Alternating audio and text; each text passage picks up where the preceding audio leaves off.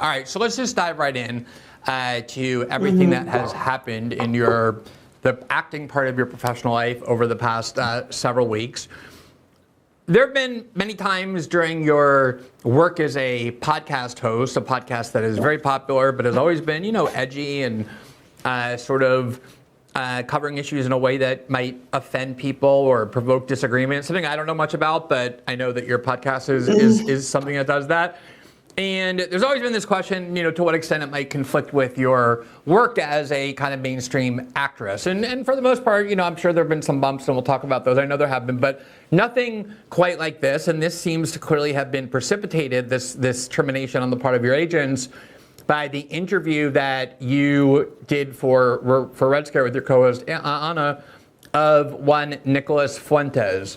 And allegedly, yeah. Yeah, that definitely seems to have been at least the straw that broke the camel's back, or maybe even the overwhelming cause based on what we can discern. I want to ask you about that. But before we get into everything that happened afterwards, I just want to ask you about the thought process before. Why did you decide to invite Nick Fuentes on your show?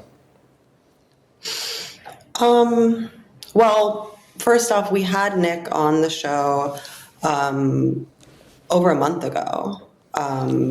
So it wasn't as if this was an immediate consequence of something I had done, which wouldn't have really been surprising. I'm not surprised to even have been dropped by my agency so much, but more so how it happened. I had Nick on because he obviously was an ascendant figure in not just right-wing media, but media in general, that once they uncensored him, he became incredibly prominent.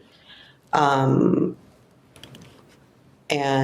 I watch his show. I don't feel the need to detail all the ways in which I disagree with him. I think I did that a bit even when I interviewed him. But he's obviously incredibly talented, telegenic. I think part of the appeal, part of what I like about him is that he was so maligned. He had so much against him, debanked, no-fly list, throttled in the crib. And so to see his generational run, regardless of how you feel about him, was inspiring because it was just an example of someone who stayed true to themselves, I guess. And then broadly, America First is clearly a compelling ideology for a lot of people. As somebody who's watched or listened to your show, kind of watched the growth of it, not necessarily from the beginning exactly, but very close to the beginning for many years now. When people who don't know your show try and ask me about it, because of course I've been on there many times as well, and I try and explain it, I always kind of emphasize that it's really, I don't think of it as a political show. There are programs, for example, that tend to have people on who largely agree with their political ideology. So you watch Sean Hannity, you're going to see just political conservatives. You watch Rachel Maddow, you're going to see liberals. Your show never seemed to me at all, given the range of guests you've interviewed over the years, to reflect any sort of political agenda, meaning there's no basis for assuming that you agree with the guests that you have on, including Nick Fuentes. What are the criteria generally that you use or have used over the years to decide who you want to invite on? Like you said, it's an entertainment show. So my goal is, with guests, it's either someone that I'm interested in for whatever cultural reason, or that are of interest to the general public. I guess what I'm asking is, if someone would ask me hey, what kind of show do you host? I would say, it's a politics and journalism show. We cover political and journalistic issues, 95% of the time, maybe occasionally some sort of cultural issue if it pertains to political issues. But in general, this is a political show, and we cover political topics. I've never really thought about Red Scare, as I said, as a politics show, notwithstanding the fact that you do often talk about political topics and have on guests perceived as political. How do you conceive of Red Scare and what it does? I've always said cultural commentary. That seems like it applies to our more like political and aesthetic range. But definitely not a show, I would say, that has an agenda, though I know it is provocative. Is there at all any sense that you confine yourself to inviting guests on with whom you have overwhelming political agreement? Sorry, what do you... Like in general, when you're deciding what guests you want to have on, do you generally try and only have guests on with whom you have political disagreement, or is it kind of like a gamut of people, whether you disagree with them or not, as long as they're interesting to you or to your audience in some way? No, I mean, the week prior to Nick, we had on Thomas Chatterton Williams. We discussed his book. We have maybe more right-leaning guests now, but that seems more of a result of like guilt by association, you know, more left-leaning people not wanting to be associated. Yeah, there's like a self-selection process for guests who won't go on shows if they perceive they're going to be asked hard questions politically. I mean, it is interesting, though. I can't think of a person more different than Nick Fuentes on every level than Thomas Chatterton Williams, who's just like extreme, literally the week before, mainstream centrist Atlantic writer. You can't really get any more far afield from Nick Fuentes than he.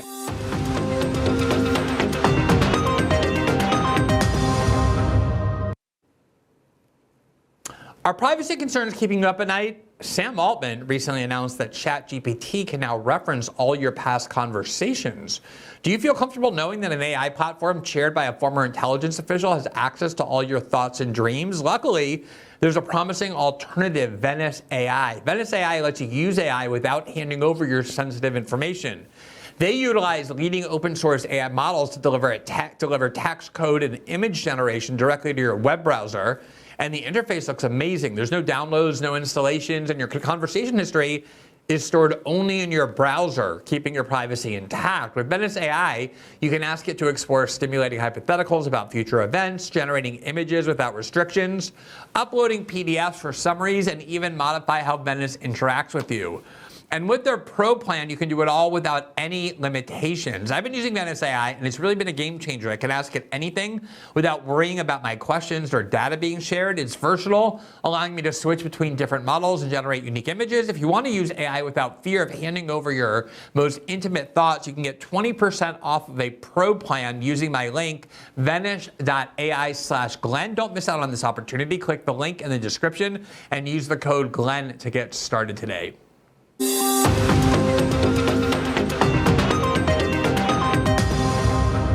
All right.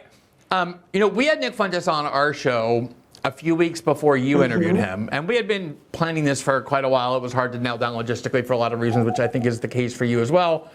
And obviously, we thought about and talked about beforehand what might be the repercussions of having him on, given how controversial of a figure he is. But I'll just quickly tell you my thought process, because by this point, his influence, as you alluded to, has grown so much that there's basically nobody not interviewing Nick Fuentes at this point. I think there have been, 10 or 15 New York Times articles and profiles over the last 2 months alone that interviewed Nick Fuentes. He's been on every show. There's footage of him on every news program. He's clearly a major cultural and political figure, regardless of whether you hate him or love him or whatever. And my thought process was, that's what our show is designed to do, is to interview and hear from and question people who have influence. I'm wondering what your thought process was. Did you expect there to be kind of the repercussions that you've seen? And if so, how did you kind of navigate that? No. Well, yeah, we wanted to have him on. I reached out to him. Originally, we were supposed to have him on the weekend that Charlie Kirk was assassinated, and then that obviously we rescheduled. But at that point, yeah, he had already done his interview with you. He'd been on Candace. He went on some other podcast. He hadn't yet done Tucker.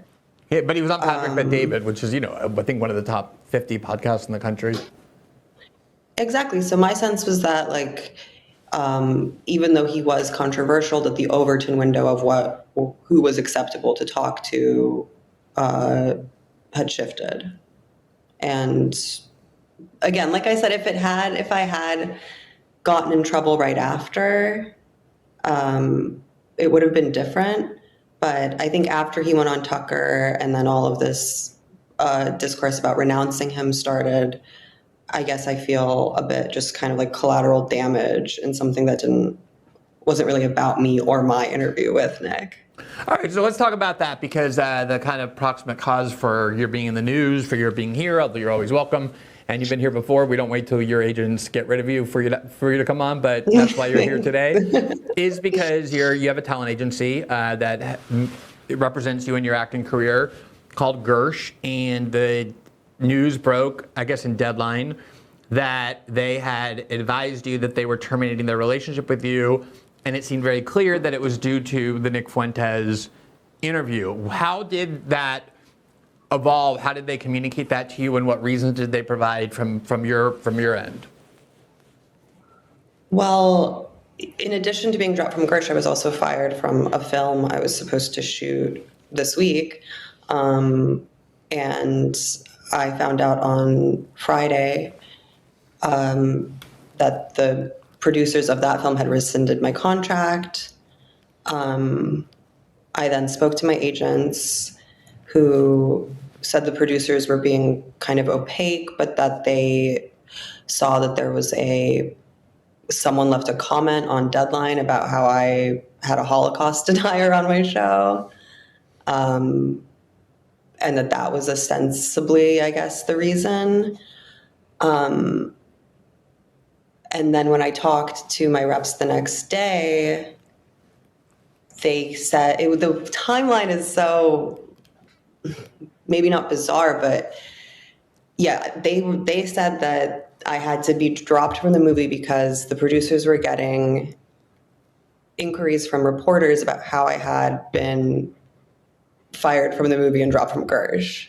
Like, it was this like Kafka-esque. None of it really like quite made sense. Though broadly I understood, like, I would have dropped me a long time ago, frankly. Right, but I think the fact that they didn't is really interesting. I want to get into that, because it's not like Nick Fuentes is the first controversial guest, extremely controversial guest you've had on Red Scare, and none of those other people prompted your talent agency to fire you or to terminate the representation of you, or a film to fire you. Nick Fuentes did. So I want to get into a little bit to the differences between Nick Fuentes and these other guests. But what was because I think maybe for a lot of people who don't know, the relationship between agent and actor, is very similar to lawyer-client or even doctor-patient. They owe duties to you. It can be a very close relationship. You're both working toward a common goal of building your career. They benefit, you benefit. It's really based on a relationship of trust and confidence. And this seems to be a pretty clear betrayal of people that you've worked with for a while on something that was important to you and presumably to them. What was their message, and what was the attitude that they adopted when delivering it about why they were separating from you?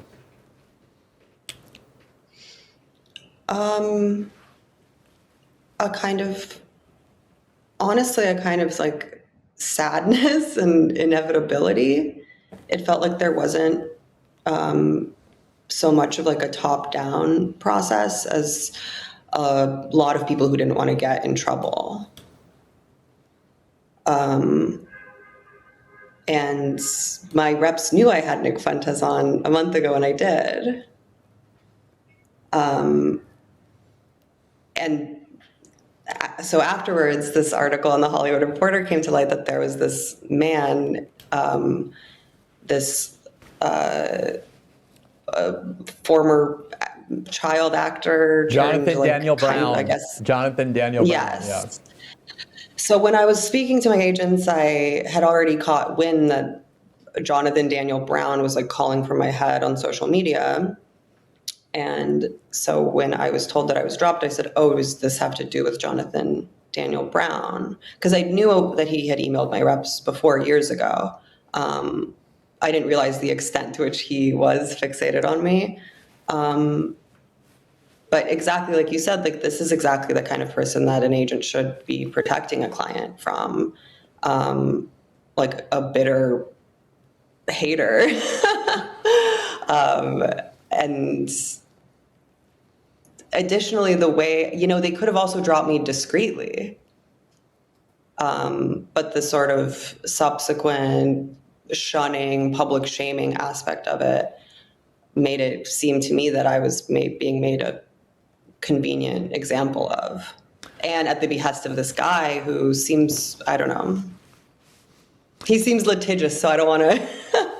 I'll say he seems very unhinged and almost obsessive, like in a way that might justify a metaphorical restraining order. But I want to delve into that a little bit, because when we reached out to you a few days ago about coming on and talking about everything that happened, you didn't have a very clear understanding of what had prompted this. You had offered the speculation you just offered me, which was there were a few stray comments and deadline comments, and people who are very sensitive to public perceptions are often overly invest too much importance in a few stray anonymous comments here and there. But then this Hollywood Reporter article came out, I believe this morning, that was really a very detailed timeline of what led to the termination by your talent agency as well as the producer of this film. And they did basically blame it all on this one person, Jonathan Daniel Brown, who, as you said, had some kind of acting background, but he's hardly an A-lister, a B or C or D-lister. He's really, I guess he does some production. He's in Hollywood, but it's not like he's a major figure. And according to the Hollywood Reporter article, and it really goes into length at just how obsessive he has been with destroying your career over what he perceives to be your politics. The Hollywood Reporter article says Jonathan Daniel Brown has been tracking one of Gersh's clients, Dasha Nekrasova, for some time. For 2 years, Brown kept listening to Red Scare and kept emailing Gersh with warnings that their client was platforming dangerous hate speech. And they mentioned people like Steve Bannon, Curtis Yarvin, Alex Jones, Bronze Age pervert, Steve Saylor. These are all people who have been, in the news and on shows for many years now. We spent so much time about the evils of cancel culture, about having people have their careers destroyed or their jobs terminated because of their political views. This is such a classic case of it. I mean, this is like one guy obsessively listening to your show and writing to producers and everyone in Hollywood, and that sort of, you'll never work in this town again, because he doesn't like the guests who are coming on your show. What do you make of all this? I mean, I'm shocked that they even wrote that article, because he seems like such a straightforward, villain in the narrative. Obviously, I'm biased, but even just reading that article, I don't think he comes off particularly well. And yeah, as you pointed out, he's a bit of a failure. I'm more successful than he is, but I'm also not that. I've already kind of been de facto blacklisted, and that's been made clear to me by my reps at various points, that there are consequences for my actions, which means some people won't want to work with me, which I completely understand. But that there was some, pressing need, not just to drop me, but then to also have the media around me being dropped. It feels, and I don't feel like a victim, but it does feel unfair. Yeah, well, I want to get into that in just 1 second, but I just want to focus in a little bit about these other guests that the Hollywood Reporter article mentioned as people who Jonathan Daniel Brown was complaining about to your agents trying to get you fired, because it didn't work. None of it worked. He's been at this for years, apparently obsessively listening to your show, probably reading the subreddit of Red Scare, just monitoring constantly, and he's been trying to get you fired from projects and your talent agency and your representatives to terminate you, and it didn't work for all this time until you interviewed Nick Fuentes. And one of the things the Hollywood Reporter article mentioned was that he was claiming you were putting on guests who have a history of quite racist statements. He talked about Steve Saylor and the immigration contacts, also Steve Bannon. He mentioned Curtis Yarvin. These are major influential figures in various factions of right-wing politics.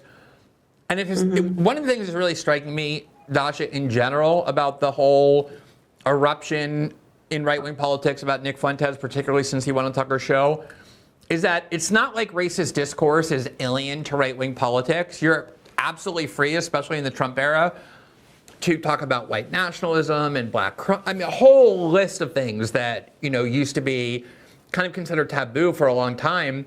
And none of that results in anyone's expulsion from the party or anyone getting fired.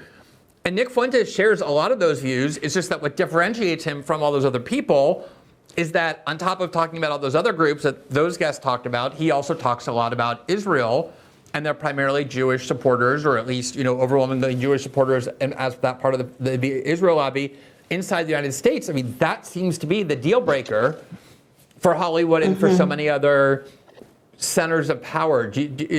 How do you assess that? Like, why didn't these other people cause these kind of terminations and consequences, whereas Nick Fuentes did? I definitely think Israel's part of it. I think his ascendancy and influence is also part of it. Steve Saylor has been writing about crime statistics for decades, and it is only now recently, has it been okay to cite him? And I don't think he is a hateful person, or even a particularly political person. But yeah, he doesn't obviously criticize the same lobbyist groups that Nick does.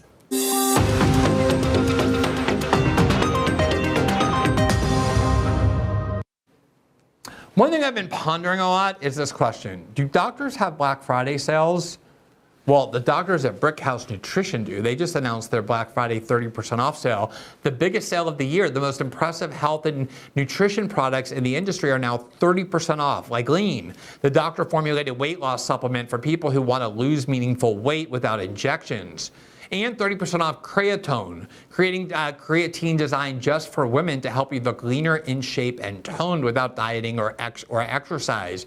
Even 30% off a Field of Greens, the only super fruit and vegetable drink shown in the university study to actually slow aging. And only Field of Green promises better health results that your doctor will notice. Every Brickhouse product, from better sleep to superior collagen, is now 30% off. But hurry, because these Black Friday deals go fast.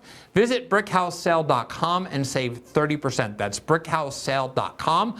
One more time, brickhousesale.com.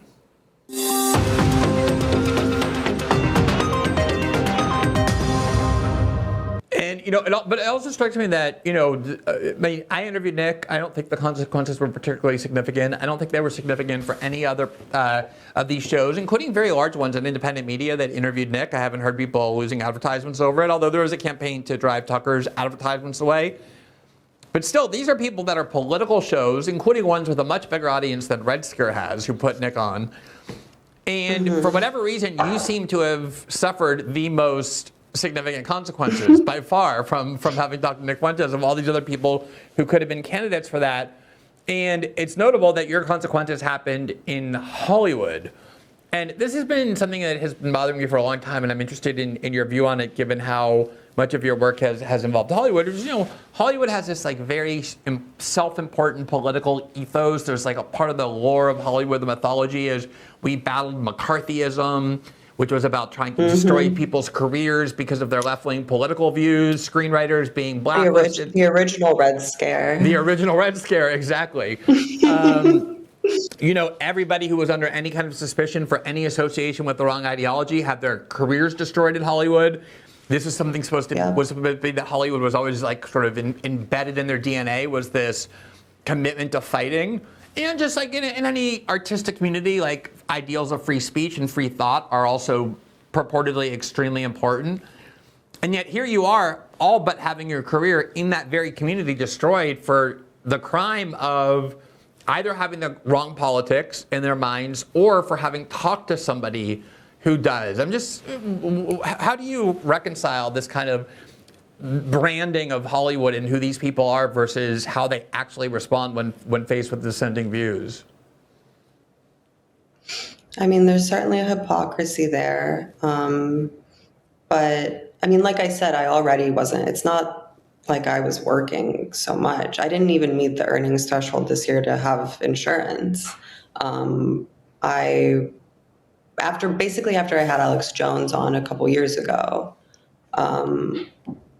it was made clear to me, that was not advisable or something that I would have to negotiate. And part of the reason I wanted to talk to you is because I do identify as like a free speech absolutist.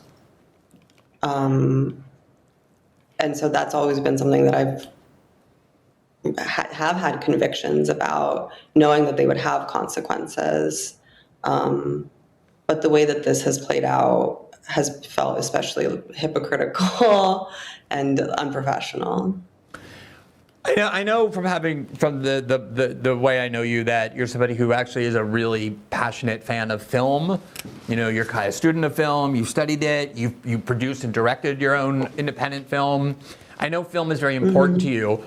Obviously, at some point along the way with Red Scare, you came to the realization, as you said, that there may be a big conflict between your commentary on Red Scare, talking about the things that interest you and the ways that interest you, and your ability to have a film career. As you said, also, this is not the first time your career has suffered in Hollywood because of your political views, although this seems an escalation. Given how much you do love film, how important it is to you to be in acting, to be in producing films, do you feel any kind of regret about having had Nick Fuentes on, given the consequences it seems to have had for you? No, I don't. Partly because, Hollywood's down really bad after COVID, after the writer's strike, after the actors' strike. I think there's something like 40% less shows even being produced than there were just last year. If Hollywood felt more sustainable, maybe I would have made different choices, but probably not. Because I don't live in Belarus, where I was born. You didn't think you did, at least. America. It seemed like it. I didn't realize. Still.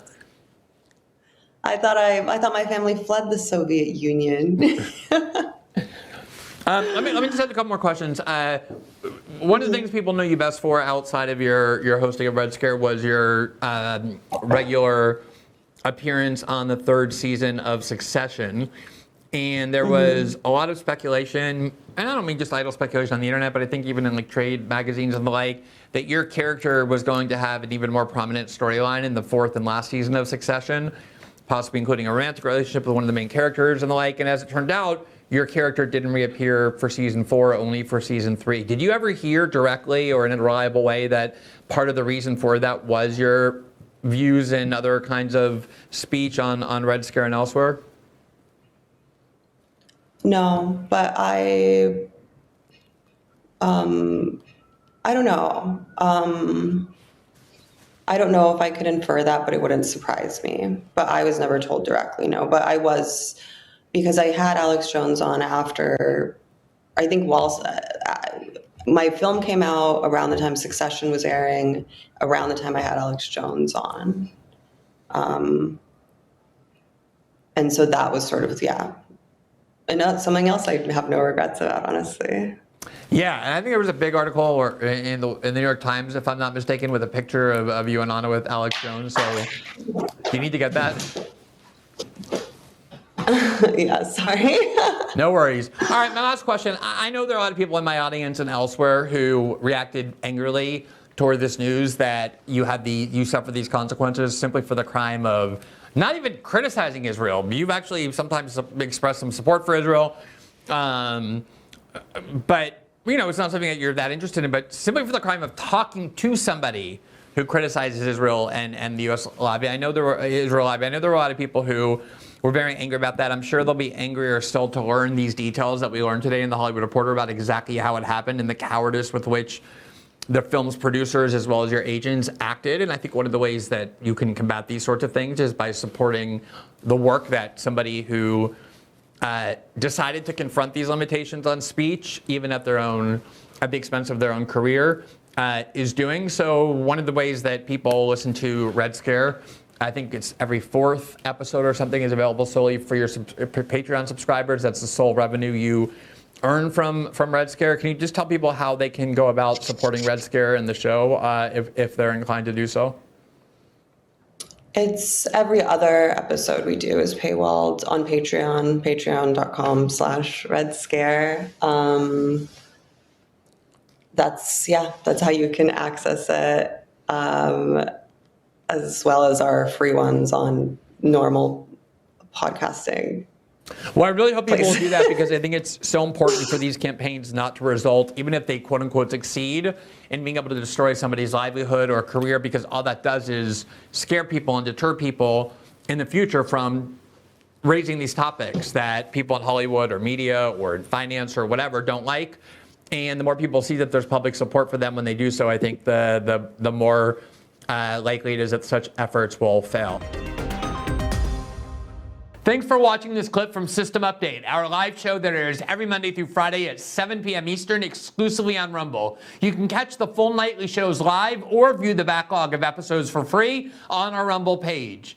You can also find full episodes the morning after they air across all major podcasting platforms, including Spotify and Apple. All the information you need is linked below. We hope to see you there.